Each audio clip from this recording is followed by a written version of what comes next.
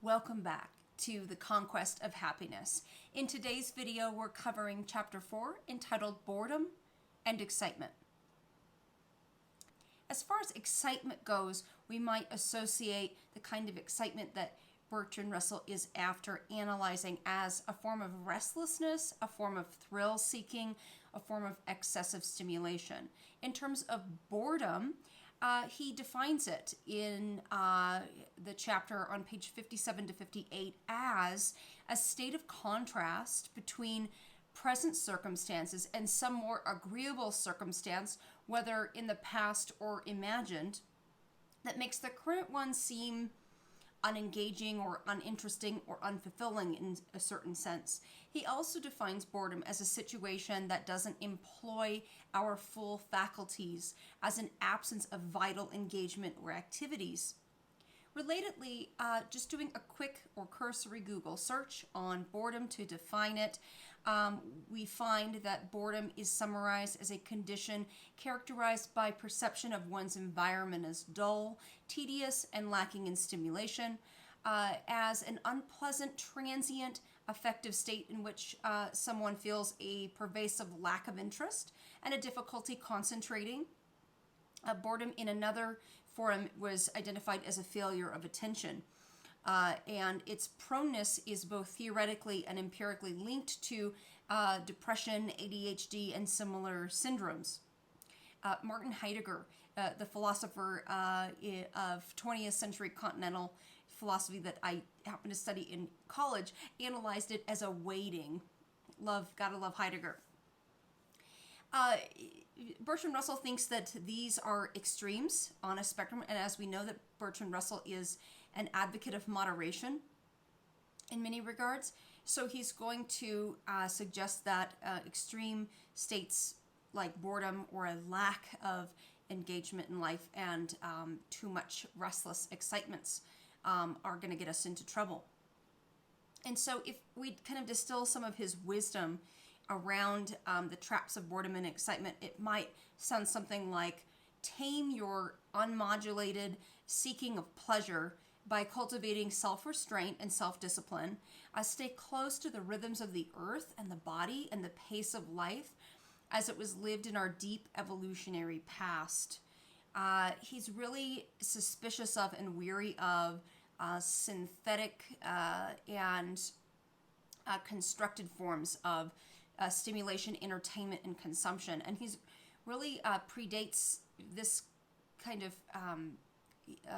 phenomenon, really got a lot worse since this publication. It was published again in 1930. We've gotten farther away from the rhythms of the earth and our body and a reasonable, sane pace of life. But he was seeing some of that in his own era already taking hold of people. He'll analyze that we should stay away from excessive novelty and stimulation, or at least ration it. Why? Because he says that too much passive entertainment feeds people, so to speak, without requiring much of them, and deprives them in that feeding more or less of developing capacities and faculties for self-development, for creativity, for generativity, and for initiative. Also, too much pleasure-seeking tends to undermine health and interfere with your work. He says that on, I think, page 77. On page 61, he says, a life too full of excitement is an exhausting life in which continually stronger stimuli are needed to give the thrill that has come to be thought an essential part of pleasure. And so a thrill-seeking, pleasure-seeking life, he feels, is a perpetual distraction or amusement, and doesn't think that any great achievement is possible without persistent work. He says that on page 63. It, again, to reinforce something I said earlier, pleasure-seeking to excess takes people away from and erodes time spent in occupying oneself by means of effort and inventiveness. This is especially true in the case of children, who he thinks proper development should kind of go along the lines of the metaphor of young plants that he says children are best left undisturbed in the same soil. Relatedly, Erich Fromm, who I mentioned in an earlier video, who was a humanistic philosopher, psychoanalyst of the 20th century, an expat from Germany who came to the U.S. to flee the Nazi regime, discussed how the search for thrills and novelty that characterize consumer culture are not solutions to boredom, but are mere distractions from boredom, which he argues continues unconsciously. So as we see in Erich Fromm's analysis, boredom and excitement or pleasure seeking are really intertwined. And so often when we are caught up in all of these distractions, we're actually fleeing boredom. It's a reactionary move against boredom, or the tedium of boredom, or monotony, or not much happening, not much excitement, or drama, and that also plugs people into drama, happening in our lives all the time. Bertrand Russell is keen to analyze two kinds of boredom using exquisite terminology. He thinks there's a healthy kind of boredom and an unhealthy kind of boredom. The unhealthy kind of boredom he calls stultifying boredom, and this comes from being checked out. It comes from being, quite frankly, high or on substances. It's an absence of vitality, engagement, and productive attention. In a sense, it's wasting time. And that should be avoided. But there's something he calls fructifying boredom, and that's the healthy form of boredom. He thinks that this is associated with what we might call slow times, or lack of things to do, lack of busyness, lack of structure. And we also often override that kind of fructifying boredom with overscheduling, overdoing, compulsive doing, making plans, excitements, drama, thrills. And he thinks that we're at a severe loss in terms of personality development and the cultivation of happiness in doing so. If we can't tolerate fructifying boredom, slow times, rest, times in life where not a lot is happening, where we're not, doing the latest and the greatest, that we're actually giving a lot of power over to boredom. We're staying stuck, compulsively busy and distracted. We're foregoing achieving anything substantial that requires steady work and for us to defer gratification. He says that thoughts, when we're in a pleasure-seeking life, will always be directed toward the next pleasure rather than toward distant achievements. By the way, it should be noted that pleasure-seeking and avoiding pain is called hedonism, and the hedonist lives to have as many good moments and as few bad moments as possible in his or her life.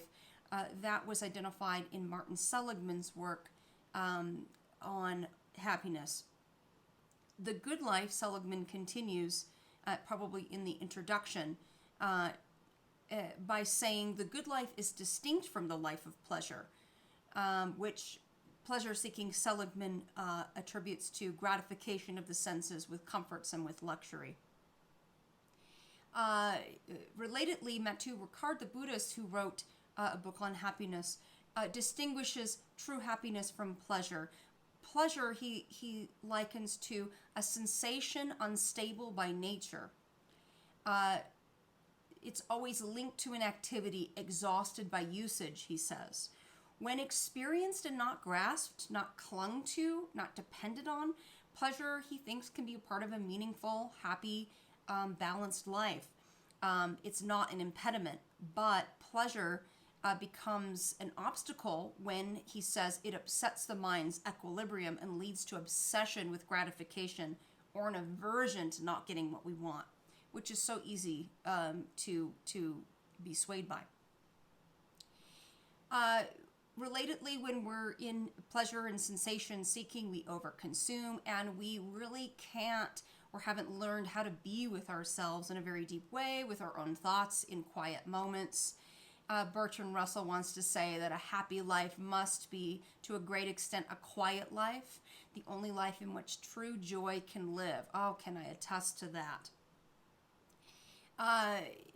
He says that if we can't tolerate this fructifying boredom and this reasonable, sane pace of life, in which life can unfold within, we will be a generation of little men, of men divorced from the slow processes of nature, of men in whom every vital impulse slowly withers as though we were cut flowers in a vase. He says on page 64.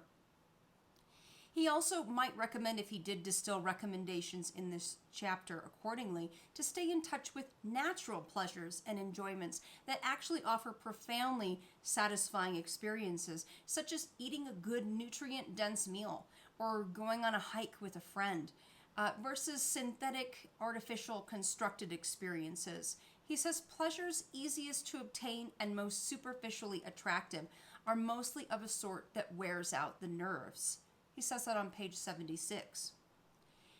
He might say, again, distilled into advice, stay patient with the ebbs and flows of life and the flux of the engagement of your attention and interest.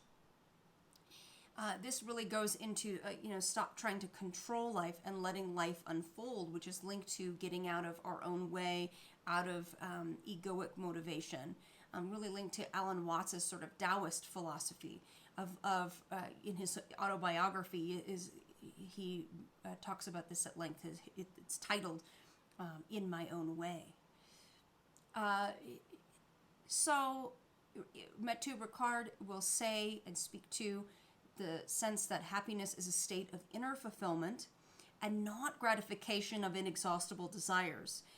He thinks, per a Buddhist perspective, that living for external success and fulfillment sets us up on a pendulum between hope and doubt, excitement and boredom, there's our twins that we're studying, desire and weariness, frittering away our lives, running all over the place and getting nowhere. So we need to actually welcome fructifying boredom in order to not fall into the trap of excessive stimulation seeking. It's part of human experience.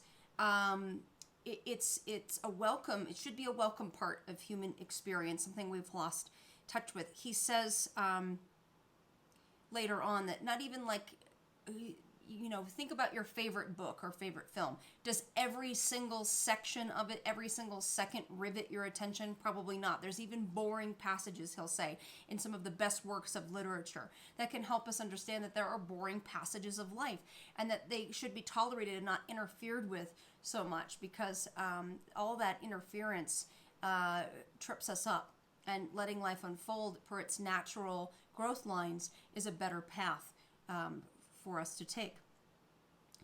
An attitude of tolerance can help us not do that meddling or overcompensating when we're in those boring sections of life, which again interfere with the larger course of our life and where it's taking us, that we should replace with a sense of trust that we're getting to where we need to go, and we don't need to do so much meddling in order to be fulfilled.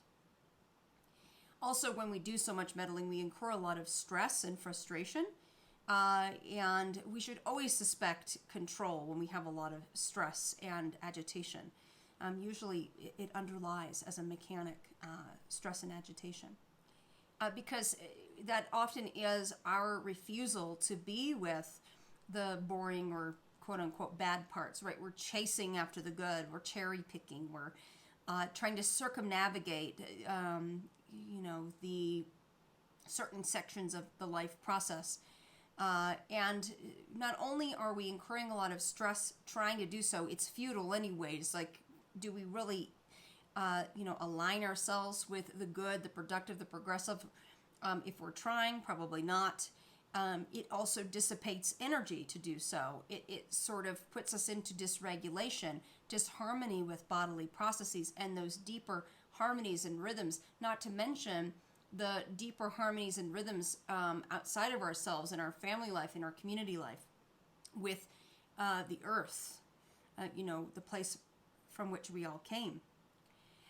So in conclusion, summarizing this, Bertrand Russell says, "A certain power of enduring boredom is therefore essential to a happy life," on page 62.